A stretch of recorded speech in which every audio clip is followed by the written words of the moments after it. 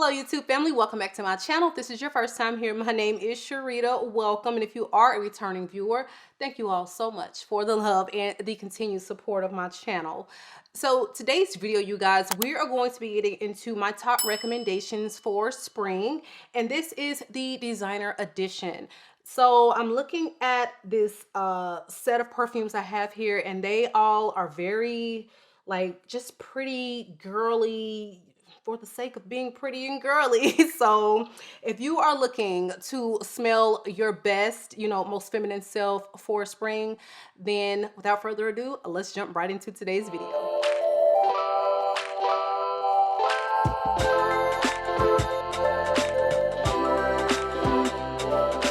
All right, you guys, so when I tell you some of these fragrances on this list, I'm beyond late to the party.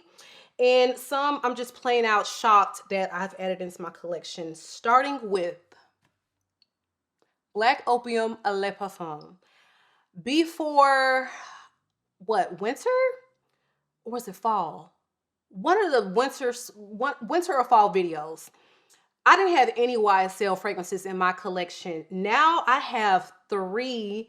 And for the longest, I just didn't find anything that I vibed with. The first one I think I got was Baby Cat. Love that one. But of course, that one is more like the private line. And the second one I added was Libre La Parfum. Y'all, they done got me again. Black Opium, the original, was just not really my vibe. I felt like it was trying to be complex, very sweet, but very white floral and very heavy on the coffee, just sharp and not really,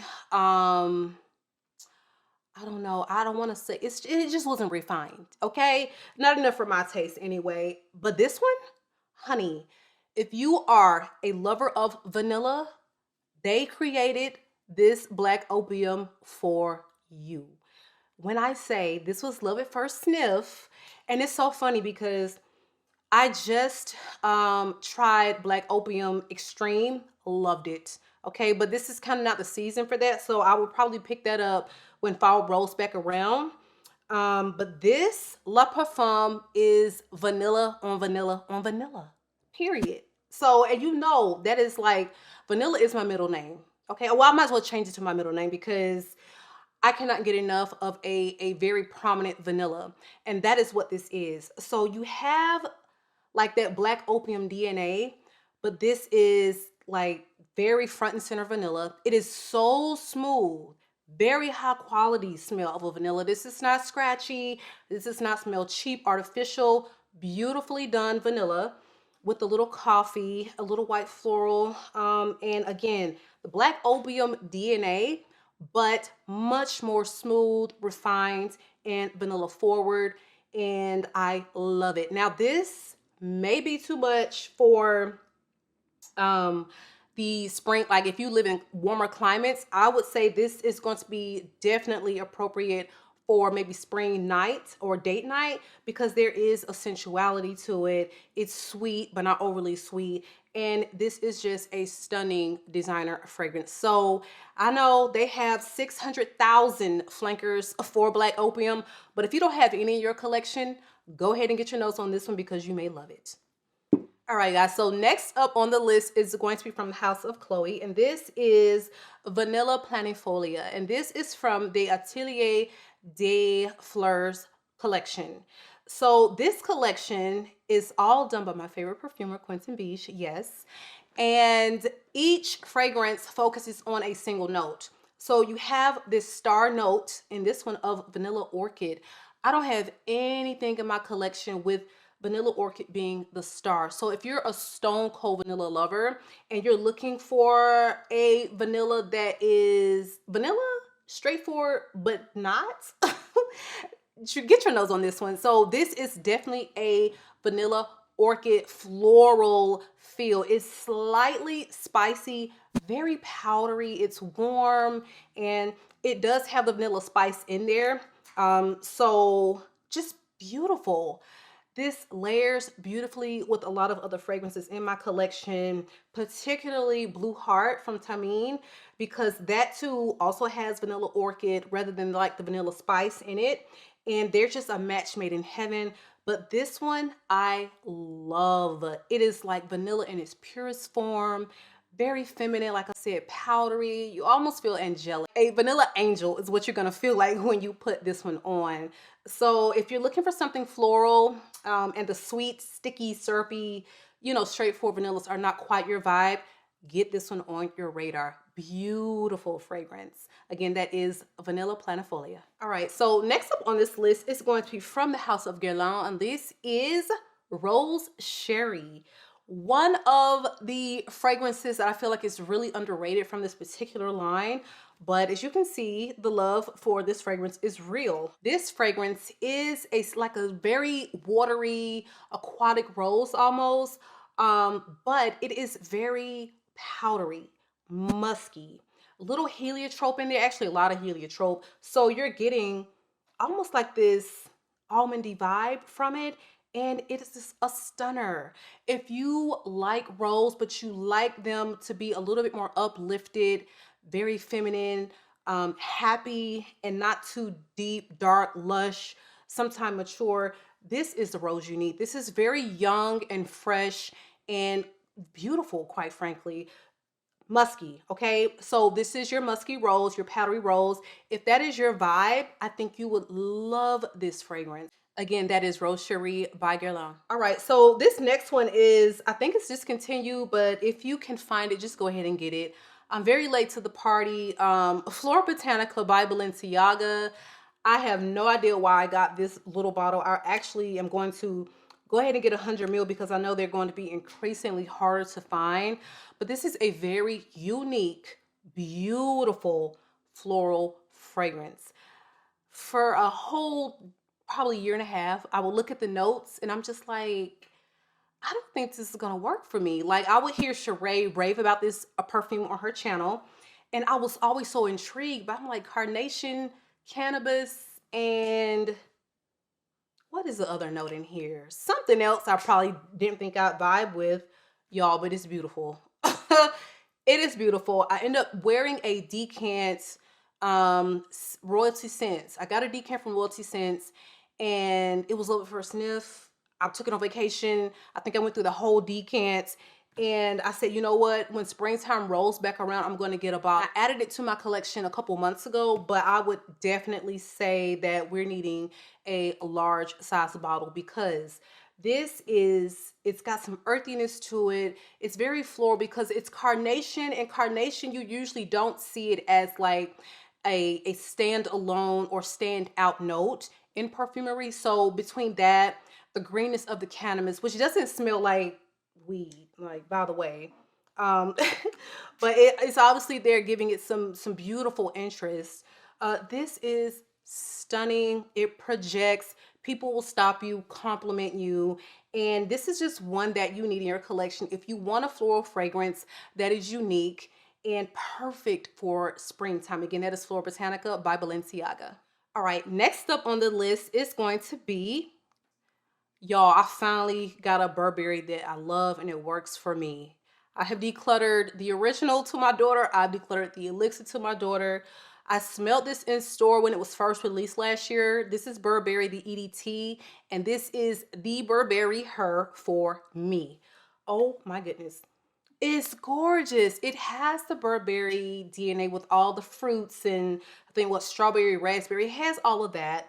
But there is this gorgeous freshness that kind of elevates it and takes it out of that um overly youthful. I felt like Burberry the original was beautiful, but it just felt like super youthful. Like this is something somebody 21 would wear. I don't know. I don't know why I get that vibe.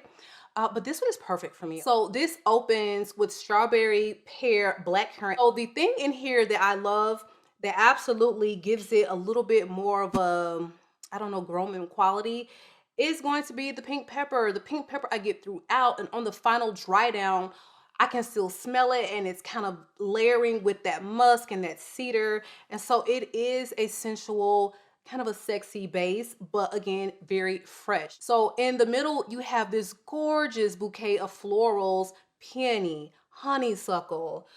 You have some rose and a little bit of a powderiness from Lily of the Valley. But if you want to smell sweet, you know,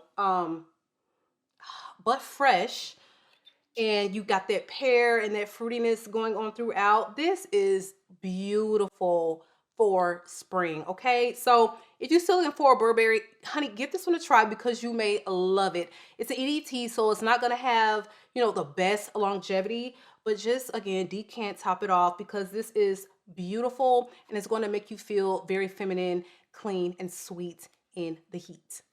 Again, that is Burberry HER, the EDT. Right, you guys, next up is a fragrance that I'm literally like over a decade late probably getting to this, but Chloe Nomad, the original EDP. I added it to my collection recently and I am loving this fragrance. Okay, so I think the only other Chloe that I had smelled was the Absolute, and that one was just a little bit too earthy for me.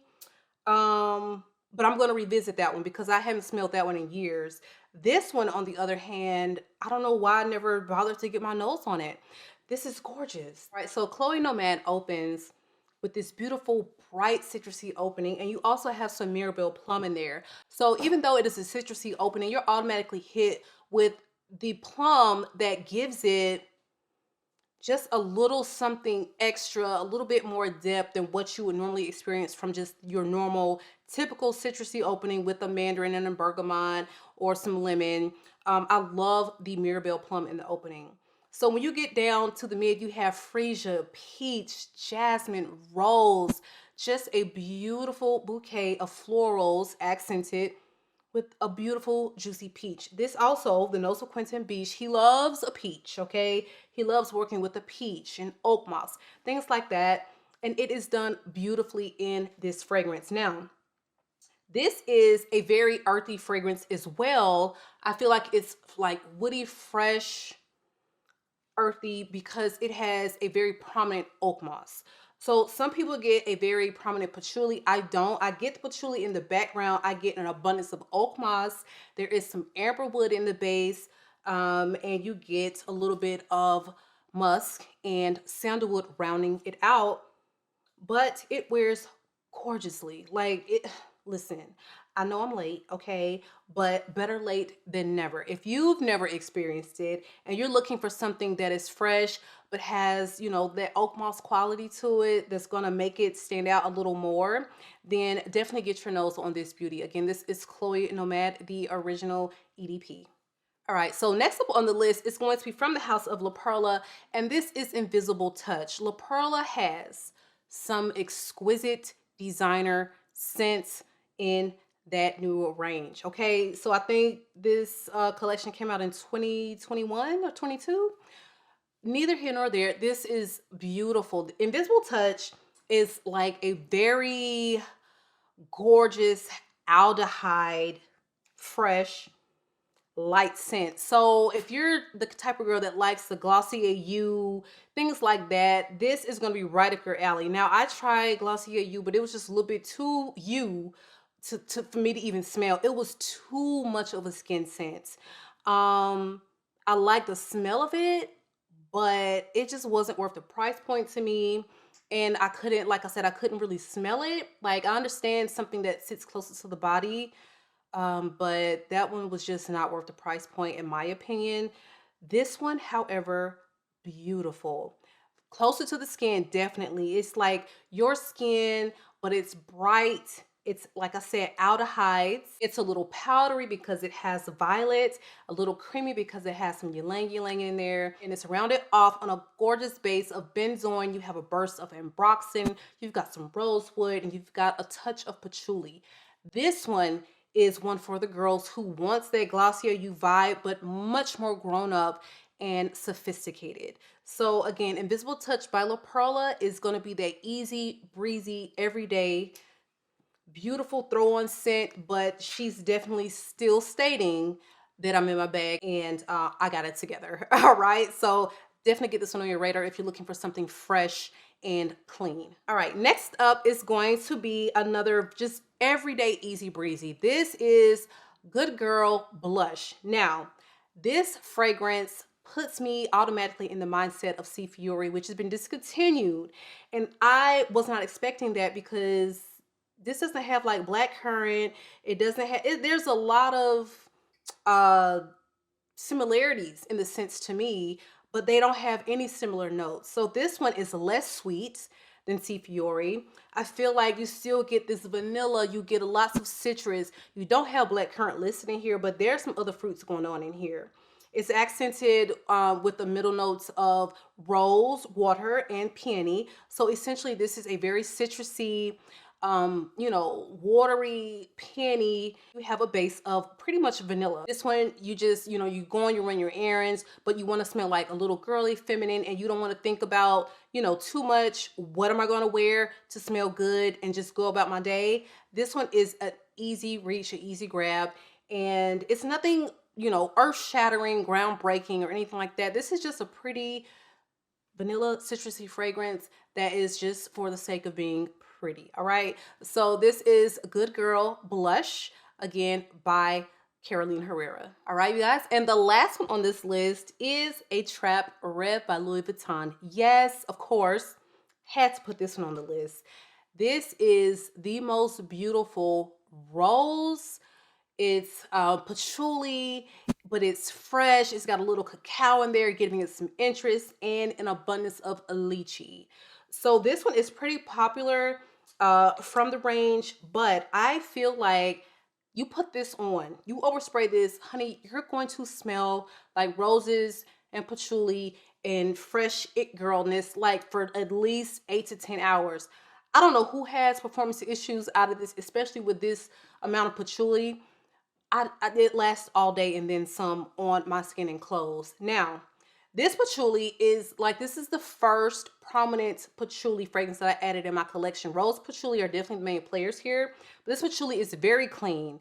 It is not earthy. It is sparkling, effervescent almost, and that really got me to open up my mind to patchouli a little bit more, because they are not all earthy and dirty, and they're not all to be fearful. Though I still do not like 90% of prominent patchoulis, this one at least made me say, okay, you know what? There are some out there that are not so scary, that are beautiful, that are sparkling and clean and pretty.